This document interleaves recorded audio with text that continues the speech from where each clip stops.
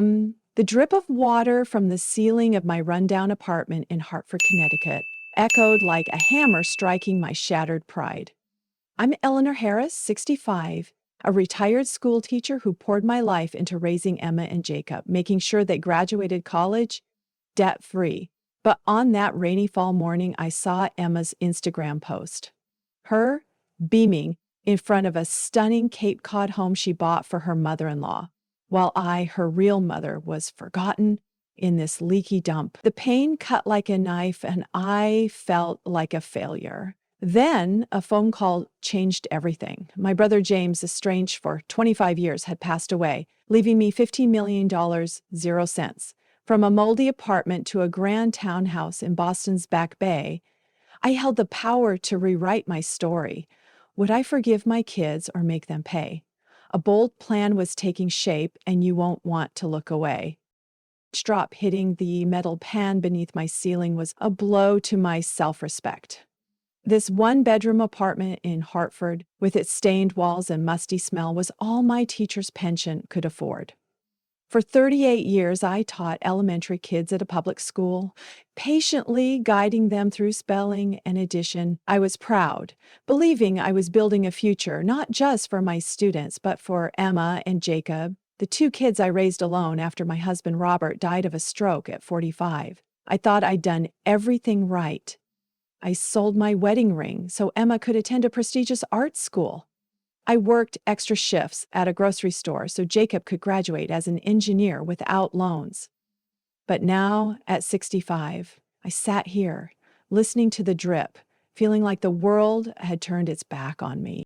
That Tuesday morning, the autumn rain pounded my windows, leaving streaks like tears on the glass. I called my landlord, Mrs. Wilson, for the 6th time that month. "Mrs. Wilson, I know you're busy," I said, keeping my voice steady, "but the ceiling's leaking again. Now the kitchen's dripping too." Her voice came through, firm but not unkind. "Eleanor, I've got 4 houses with busted pipes this week from the cold. The plumber will come when he can, maybe next week." I hung up, staring at the spreading stain on the ceiling, like a disease creeping through my life. This apartment wasn't a home. It was where I survived. Last year's knee surgery wiped out my meager savings with medical bills. I had nothing left but memories of better days and the sting of my children's indifference. My phone buzzed, pulling me from my gloom, an Instagram notification. I knew I shouldn't look, but like picking at a scab, I opened the app. Emma's post hit me like a punch.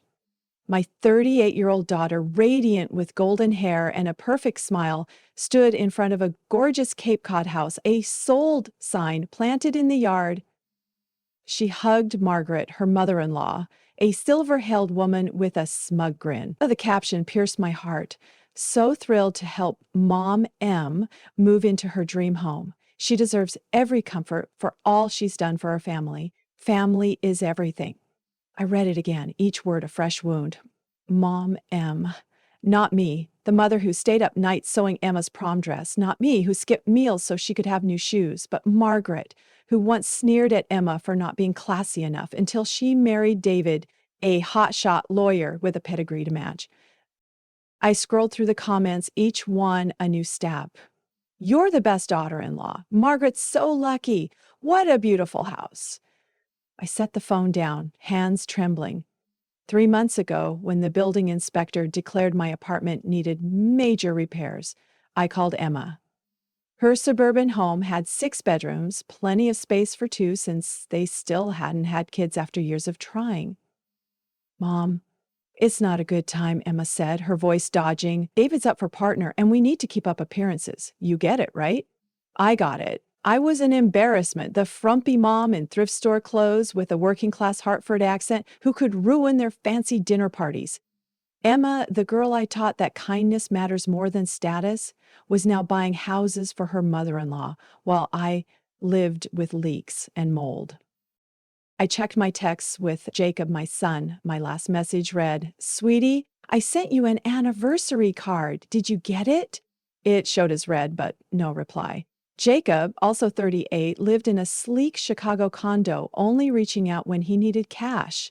Last time he asked to borrow $3,000, 0 cents. For a startup project, I didn't have it, but took out a credit card loan to help.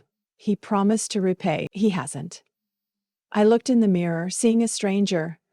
Gray hair I couldn't afford to dye, wrinkles carved by years of worry, shoulders hunched from carrying others' burdens.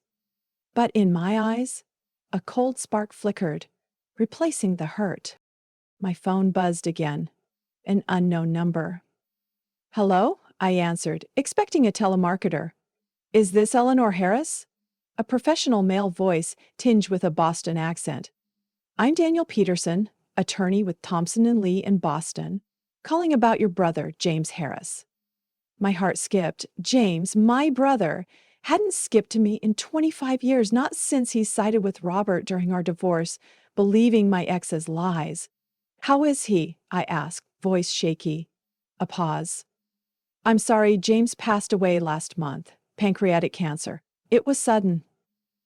I sank into a chair, emotions swirling. James and I were once close, but his betrayal severed our bond. "There's more," the attorney continued. "James left his entire estate to you in his will." I laughed, a dry, bitter sound. "That's a mistake. We haven't spoken in years." "No mistake. James revised his will 9 months ago, after his diagnosis. You inherit his Back Bay townhouse, investment portfolio, and art collection. Approximately $15 million, 0 cents. My head spun. $15 million, 0 cents? James, who I'd written off as dead to me, had made me a millionaire with his final act. I scheduled a meeting with the attorney for the following Monday, my mind racing. I reopened Emma's Instagram, staring at the perfect house she bought for Margaret. Not one photo of me on her page. Not the blanket I stitched for her birthday. Not the small Christmas gifts I scrimped for. I was invisible. But the attorney's call changed everything. As the rain fell and the ceiling dripped, I sat at my kitchen table writing a list. Not of debts owed in dollars, but in love. Every ignored call, every unanswered text, every unhealed wound. By morning, I had a plan. James's fortune wasn't just money. It was the power to right wrongs, to reclaim what I deserved. And I would start here. James's fortune opened a door I thought was locked forever. From my leaky Hartford apartment, I stepped into a world where walnut floors gleamed under crystal chandeliers and Persian rugs whispered wealth. The 5-story Back Bay townhouse in Boston wasn't just a home, it was a symbol of rebirth. James's letter, with its late apologies, lit a fire in me, not to forgive, but to reclaim what was mine. Emma and Jacob had made me invisible, but now I had the power to make them see. At my old kitchen table, I listed their betrayals, not in dollars, but in love, and crafted a daring plan. With a sharp lawyer's help, I'd make my children face the consequences of their neglect. This wasn't just revenge, it was justice. The Back Bay townhouse was a world apart, like stepping into a movie about Boston's elite. Red brick, black-trimmed windows, it stood proud on cobblestone streets where luxury cars glided and gas lanterns glowed warmly. Pushing open the door, I was hit by the scent of polished wood and leather, a far cry from Hartford's musty damp. Walnut floors shone under a crystal chandelier in the foyer. Persian rugs sprawled across the living room, beside leather armchairs and a mahogany coffee table. A spiral staircase led to upper floors, each room impeccably designed. Silk-draped beds, bookcases of leather-bound volumes, windows overlooking a tiny, lush garden. This was James's world, not mine. But now, it was mine. I spent my first day wandering, touching the luxurious surfaces to convince myself they were real. In James's study, I found a large oak desk with a small silver box. Inside were albums. Not family photos, but clippings about me, a 1998 article about my teaching award, a blurb about my school's reading fair, even a poetry chapbook I self-published 20 years ago. With James's scrawl, "Proud of you, Eleanor," I was stunned. James, who I'd erased after he believed Robert's lies during our divorce, had quietly followed my life. He knew who I was while I pretended he didn't exist. His letter in a crisp white envelope on the desk made my hands tremble as I opened it. Eleanor, he wrote, when you read this, I'm gone. Cancer clarified everything. I was wrong to believe Robert, wrong to abandon you. I learned the truth years ago, but was too proud to apologize. I saw your kids grow up and treat you like a stranger, taking without giving back. I did that to you too.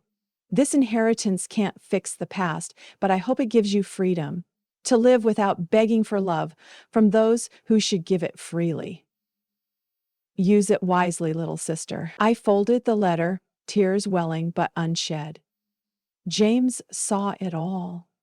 Emma's perfect family photos on Instagram, Jacob's Christmas cards that never mentioned me.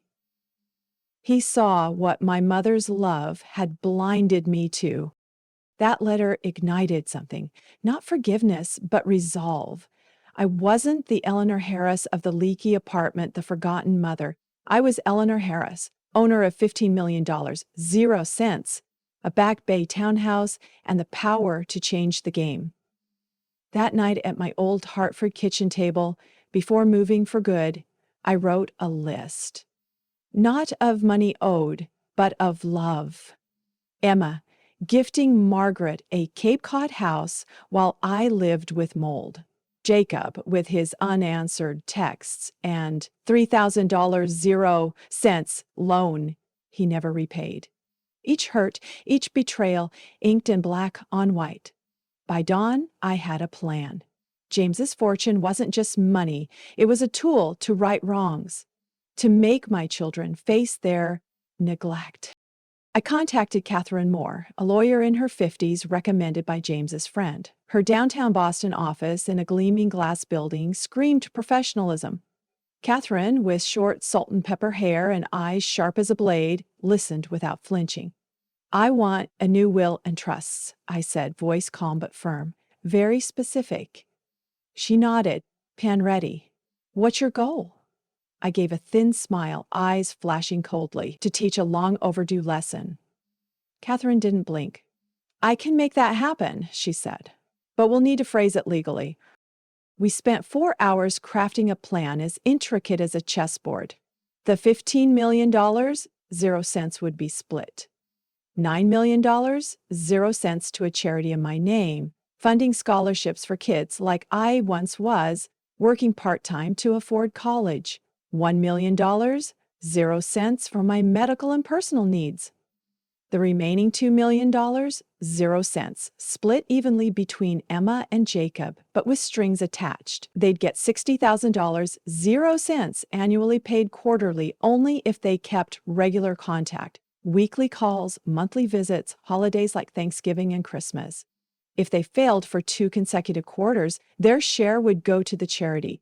This is a moral behavior trust, Catherine explained. A rare but legal concept. You're requiring them to show care like normal kids do out of love. I nodded, but they'll do it for money. Leaving her office, I felt lighter, as if a weight had lifted. This wasn't just revenge, it was justice. Emma and Jacob had treated me like an ATM, withdrawing only when they needed cash. Now, I'd make our relationship a clear transaction. They want money? They'll pay with time, with the pretense of care I once craved. Back at the Back Bay house, I stood by the tall window, watching golden leaves fall, and smiled. The trap was set. I just had to wait for the mice. In days that followed, I shaped my new life. I hired a cleaning service to keep the house pristine. I shopped on Newberry Street, buying clothes, not flashy, but tailored, made of soft wool and silk, free of thrift store shame. At a high-end salon, I dyed my hair chestnut brown, cut in a youthful style, seeing in the mirror an Eleanor I'd forgotten. I wasn't the hunched mother carrying others' burdens. I was a 65-year-old woman, ready to live for herself. But first, I'd ensure Emma and Jacob learned the cost of their neglect. The plan was ready, and I knew they couldn't resist the bait of $15 million, 0 cents. My trap was set. a chess game with every piece perfectly placed. The Back Bay townhouse with its walnut floors and Persian rugs wasn't just my new home, it was the stage for my justice. James's letter fueled my resolve, and with Catherine Moore's help, I'd built a flawless trap. Emma and Jacob, who'd made me invisible, were about to face the consequences of their neglect. I invited them to Boston not to mend fences, but to prove I was no longer the doormat mother. In the lawyer's cold office and a staged lunch afterward, I'd make them see my worth. Not through love, but through the power of $15 million, 0 cents. The game had begun, and I held all the cards. Emma and Jacob responded to my invitation faster than I expected. Days after I mentioned James's inheritance, Jacob arrived first, stepping out of a taxi in front of the Back Bay house. He hugged me warmly, too warmly compared to our last meeting when he showed up late to my birthday party and left early for drinks with friends. "Mom, this place is incredible," he said, eyes scanning the foyer's crystal chandelier and marble floor. I smiled faintly, leading him inside, watching him eye every item. The leather-bound bookcase, the oil painting on the wall, the silver cutlery in a glass cabinet.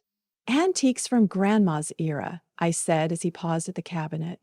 "Must be worth a fortune," he replied, eyes glinting with calculation. "Anything worth more than money, Jacob?"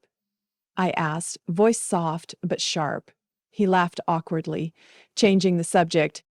Emma and David arrived an hour later, carrying a pricey bottle of wine and a bouquet of carnations. The flowers I'm allergic to, despite my telling Emma a dozen times. "Mom, you look amazing," Emma gushed, eyeing my cashmere dress and newly dyed chestnut hair. "Boston suits you. Money suits everyone," I replied, smiling thinly, ushering them to the dining room. I'd hired a high-end catering service for dinner. Tenderloin roast, truffle mashed potatoes, butter-glazed asparagus. The table was set with James's Wedgwood china sparkling under candlelight. They chatted, asking about James, the house, but I saw the caution in their questions. They wanted to know, how much do I have? What's in it for us? I waited until coffee in the living room, when the air was thick with tension, to speak. "I've been thinking about the future," I said, eyeing each of them. "About legacy," David nodded eagerly. "A family legacy is everything." I nodded back slowly. "That's why I've arranged a meeting with my lawyer. We'll go to her office tomorrow." Silence fell. Their eyes lit up with expectation. They thought they were getting a payout. They had no idea about the trap I'd set. The next morning, Catherine Moore's downtown Boston office was stark and modern, with glass windows overlooking the shimmering Charles River. We sat around a polished wood conference table, the air taut as a wire. Catherine, in a sharp gray suit, opened a file. "Thank you all for coming," she said, voice professional. "Mrs. Harris has asked me to outline her estate's management structure." Emma and Jacob leaned forward, eager. David, with his lawyer's polished smile, nodded encouragingly. "As you know," Catherine continued, "Mrs. Harris inherited an estate worth $12 million, 0 cents after taxes, including real estate and investments." I watched their eyes widen.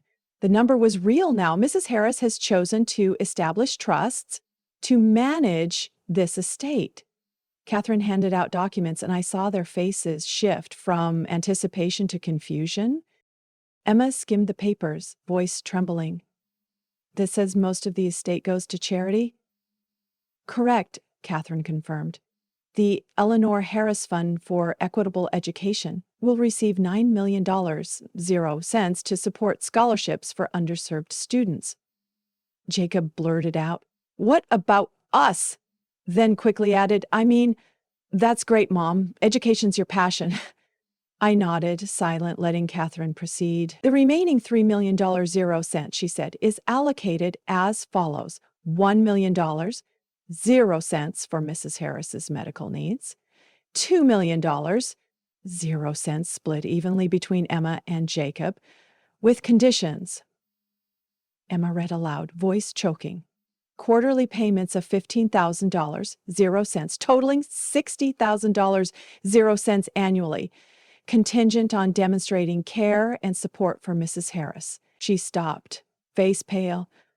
What does that mean? Spoke, voice calm but cutting. It means you call weekly, visit monthly, spend holidays together.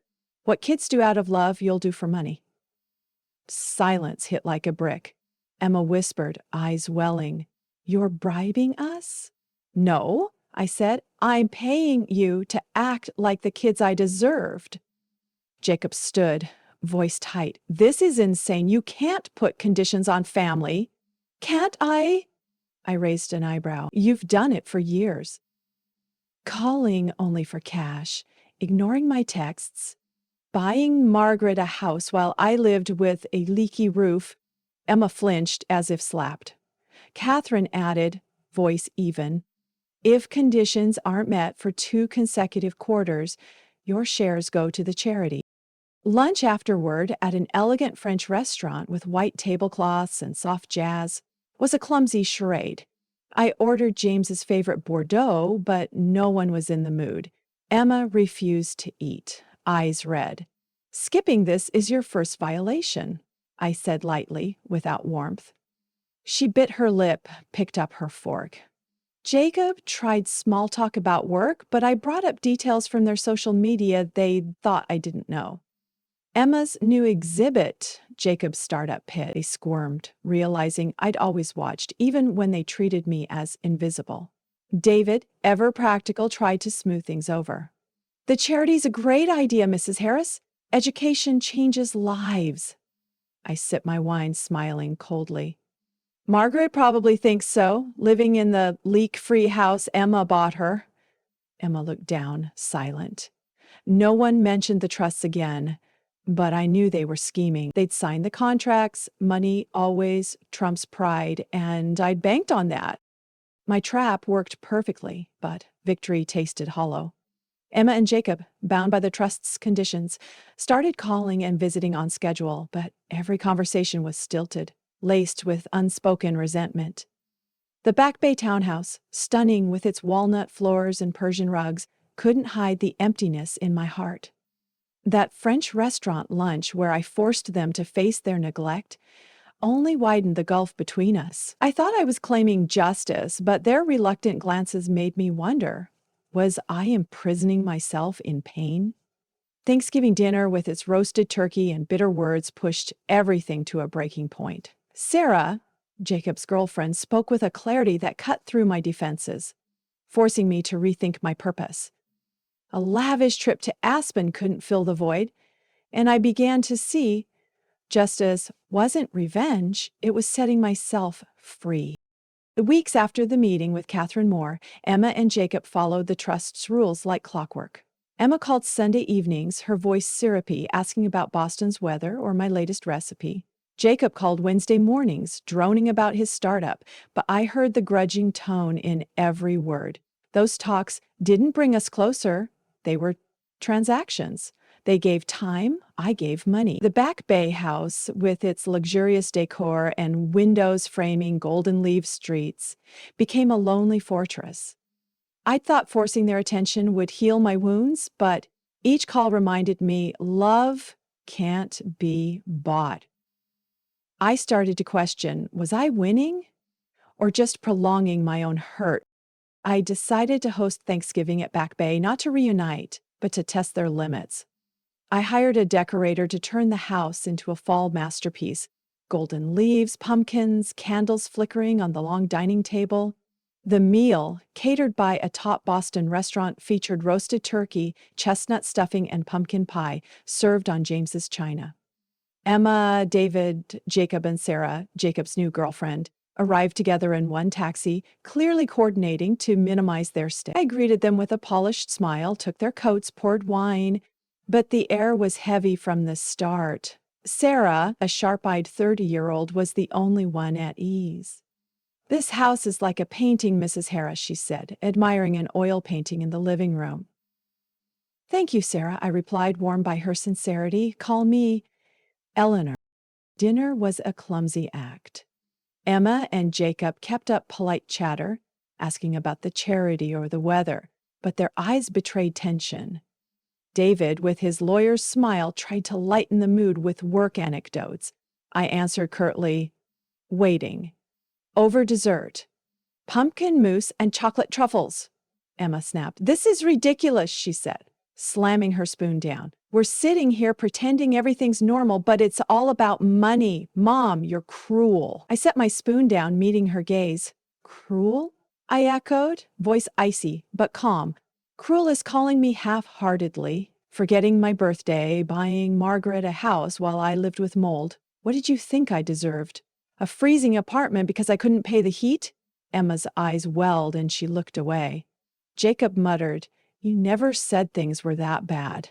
I shouldn't have to, I shot back, sharper than intended. You should have cared enough to ask. The room fell silent, heavy as lead. David tried to intervene. Maybe this is a chance to learn, Mrs. Harris. But Sarah, quiet until now, spoke up. You're not going to forgive them, are you? She said, her gaze piercing. No matter what they do now, it's too late. Her words hit like a blade. I stared at her, struck by her insight. The time for fixing things is gone, I said softly. Now it's just business. Sarah nodded slowly, but as everyone moved to the living room, she stayed behind. I want to know you, the real you, before all this, she whispered. I gave a sad smile. The real me died long ago, between extra shifts to pay Jacob's tuition and nights eating crackers so Emma could have a prom dress. She touched my hand lightly. Don't let this consume you, Eleanor. Her words haunted me, a crack in the wall I'd built. After Thanksgiving, I felt empty. I'd won. Emma and Jacob were forced to care, but the victory was meaningless. I decided to leave Boston for Christmas, booking a trip to a luxury resort in Aspen, Colorado. I'd never skied, but the resort offered a world-class spa, 5-star dining, and a lounge with views of snow-capped mountains. I sat by a fireplace, sipping wine, reading, but my heart stayed heavy. Wealthy families exchanged lavish gifts, laughing, reminding me of Christmases when I ate crackers to afford presents for Emma and Jacob. Their texts arrived on schedule. Merry Christmas, Mom, from Emma. Stay healthy, from Jacob. They were hollow, contractually obligated. I didn't reply. In Aspen's quiet nights, Sarah's words echoed. What was I doing? I wanted justice, but at what cost? I'd turned myself into a bank, just as my kids had. I wanted them to feel my pain, but I was only prolonging my own misery. One night, wrapped in a cashmere blanket on the balcony, watching snow fall, I reread James's letter. This inheritance can't fix the past, but I hope it gives you freedom, he wrote. I realized I wasn't free. I was trapped in a cycle of resentment, no different from Emma and Jacob, bound by the trust. I needed a way out, for them and for me. Back in Boston, I called Catherine Moore. I need to change the trusts, I said. Big changes. She didn't ask why, just scheduled a meeting. I knew I was letting go of my revenge, but for the first time in months, I felt lighter. Justice wasn't about forcing love. It was about living true to my worth, with a dignity no one could take away. Aspen gave me space to reflect, but Sarah's words and James's letter lit the path out of my spiral of resentment. On that snowy balcony, I saw that my revenge, the trusts with their harsh conditions, didn't bring justice. It chained me to pain. Back in Boston, I resolved to rewrite my will, not to punish Emma and Jacob, but to free us all. I wanted to live true to my values, unbound by expectations or my children's neglect. The final meeting with Catherine Moore would be a turning point, where I'd let go of past burdens and find true freedom. The Back Bay townhouse, once a lonely fortress, now stood as a symbol of a new chapter, a life that was mine. On New Year's Eve in Aspen, amid dazzling fireworks over the mountains, I called Catherine. I want to revise the trusts, I said, voice firm. Scrap all the conditions. She set a meeting for my return to Boston. In her glass-walled office overlooking the Charles River, Emma and Jacob sat across from me, tense, clearly expecting another trap. David, with his lawyer's smile, tried to stay composed. Catherine handed out documents, her tone steady. Mrs. Harris is keeping the charity as the primary beneficiary with $9 million, 0 cents. But the trusts for Emma and Jacob have been revised. All behavioral conditions are removed. Each will receive $300,000, 0 cents immediately and $500,000, 0 cents upon Mrs. Harris's passing, regardless of their relationship. Emma whispered, eyes wide. "What are you doing, Mom?" I looked at her, then Jacob, my gaze softening. "I'm setting you free," I said. "No more forced calls, no fake visits. You're free, and so am I." Jacob frowned. "What if I want to stay in touch? Not for money?" His words carried a rare hint of honesty.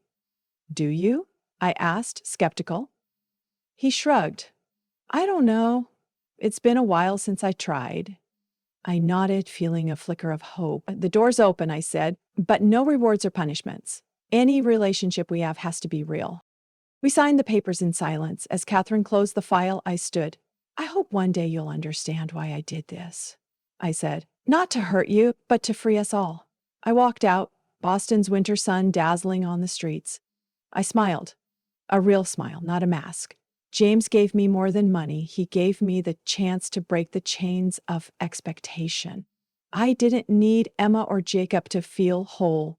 I was Eleanor Harris, 65, living for myself, accepting nothing less than my worth. Back at Back Bay, I opened the windows, letting cold air sweep in, carrying the scent of snow and possibility. I didn't know if Emma or Jacob would call again or vanish with their money. It didn't matter anymore. I'd found freedom in letting go, in choosing myself. Under the sparkling sunlight, I stepped onto the street, ready for a life no longer defined by pain or betrayal.